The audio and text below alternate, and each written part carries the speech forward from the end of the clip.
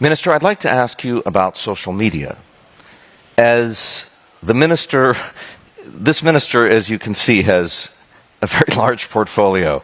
As the minister both for information and broadcasting and also electronics and information technology, you are at the nexus, aren't you, of one of the most important debates in global governance, how to regulate social media. Yeah. You have two competing forces.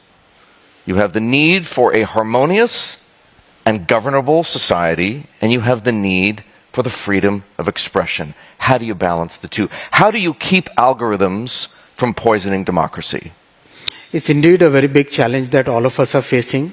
My interactions with practically every minister, whether it's from tough kind of governments to a very liberal kind of government, everybody is worried about the very significant influence that social media is having on the trust between institutions and the citizens. That trust is getting absolutely broken because of deep fakes, because of synthetic material which is flowing around, because of rumors which get amplified at the speed of light. So all those things are really, really worrying everybody. And in my opinion, I'm not saying that's the policy of Government of India. In my opinion, social media platforms must start taking responsibility of what they are publishing so that the society at large doesn't get harmed by what they publish. They're not doing that of their own free will. That's obvious. So what approach does India take? Does it take a more rules-based approach? Does it take a more free market approach? So does it take a more state-directed approach? So we take the approach called techno-legal approach.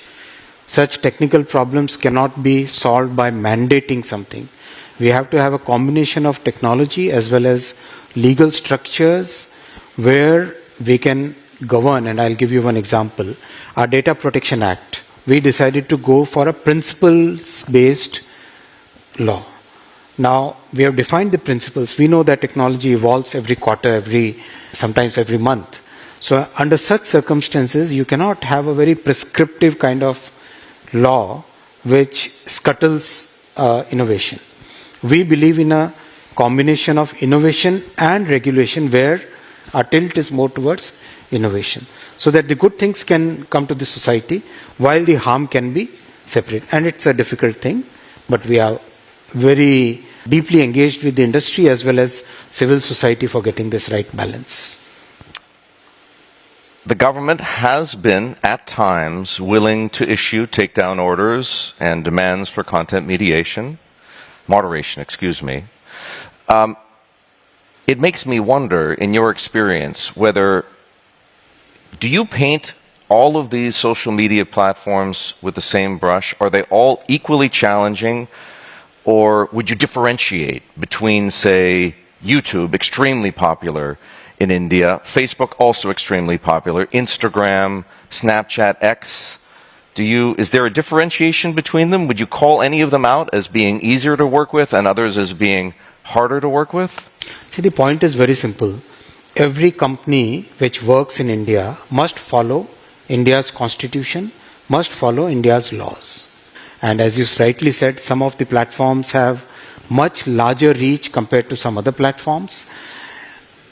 Our request, and in fact we have been discussing this with the platforms even at the topmost levels, every platform must understand what is the social structure of the country in which they are operating. How does a platform react to the circumstances? How does it operate in the scenario, the diversity that we have in our country?